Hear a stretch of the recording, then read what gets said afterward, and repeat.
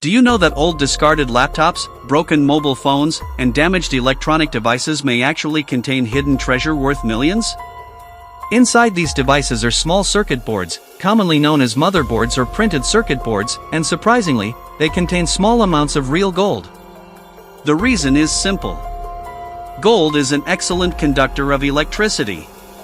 It does not rust and remains reliable for a very long time. Because of these qualities, major electronics companies use thin layers of gold in processors and connection points. But when these devices become old or stop working, many countries do not simply throw them away. Instead, they recycle them. And in some local factories in Pakistan, this work has become increasingly popular. So how is shiny pure gold extracted from this electronic waste that most people throw into the trash? In today's episode, we are going to see the entire process. So, let's get started. This entire process is usually completed in several stages, and each step is extremely important. The first stage is collecting electronic motherboards and circuit boards. Local factories often gather old motherboards, mobile phone circuits, and laptop parts from different places and sometimes from different countries. But after collection, they are not processed immediately. First, everything is sorted carefully. Large motherboards, small circuits, and high-value parts are separated because different boards contain different amounts of gold. These burned fragments and ash are then collected and transferred to another processing area. There, they are placed into another rotating machine along with several large iron balls. The machine is sealed and rotated for 1 to 3 hours. As the machine spins, the remaining motherboard material is crushed into fine powder. Once powdered, the material is transferred again and mixed with a white powdery substance.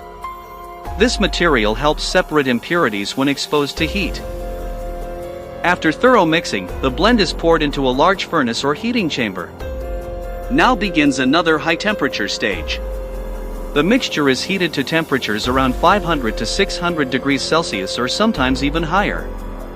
Under this intense heat, metals begin to melt.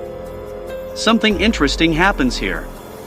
Lighter impurities float upward and form a separate layer, while heavier and more valuable molten metals settle below. The molten metal portion is then carefully removed and poured into a mold. After cooling, it hardens into a solid metallic block. However, this block still contains several different metals. It is not pure gold yet. Along with gold, it may contain copper, silver, and other metals. The solid blocks are then broken into smaller pieces and placed inside a drum filled with chemical solutions. The material remains there for nearly 24 hours. During this time, the chemicals slowly react with various metals, dissolving them into the liquid solution. Many metals mix with the liquid, but gold behaves differently. The liquid is then separated using a special filter paper. Dissolved materials pass through, while extremely fine gold particles remain trapped and begin collecting on the filter surface like muddy residue. Finally, the collected gold particles are gathered and heated again at very high temperatures so that the tiny particles melt and combine together, forming a solid, shiny piece of pure gold. And this is how gold is ultimately extracted from old electronic waste. On average, around 50 grams of gold may be recovered from approximately 100 kilograms of processed motherboard material. In some local factories in Pakistan, this recycling method has become increasingly popular. Through this process, discarded electronic waste can be reused while also helping reduce environmental pollution. Friends, this incredible journey of turning electronic waste into gold truly shows how valuable discarded technology can be. After sorting comes an interesting stage. A rotating roller machine is used. This machine looks like a large drum and rotates slowly. The selected motherboards and circuit boards are placed inside it. Heat is then applied from one side of the machine. As the drum continues rotating under high temperature, the tiny chips, ICs, and electronic components attached to the motherboard begin to loosen and separate. Small holes underneath the machine allow these detached components to fall downward. Gradually, most of the small electronic parts separate from the motherboard, leaving behind mainly the circuit board and gold-layered sections. The empty boards are then removed from the machine. Next comes another tough stage, the burning process.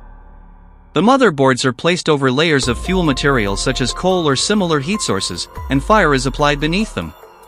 This heating continues for several hours. Due to prolonged exposure to heat, the fiber materials inside the boards become weak and brittle. Organic materials burn away and mix with ash, while metallic parts begin separating from the rest of the board. Eventually, the material becomes a mixture of ash and metal fragments. At this stage, the boards are no longer strong and can easily crumble into pieces. These burned fragments and ash are then collected and transferred to another processing area. There, they are placed into another rotating machine along with several large iron balls. The machine is sealed and rotated for 1 to 3 hours. As the machine spins, the remaining motherboard material is crushed into fine powder.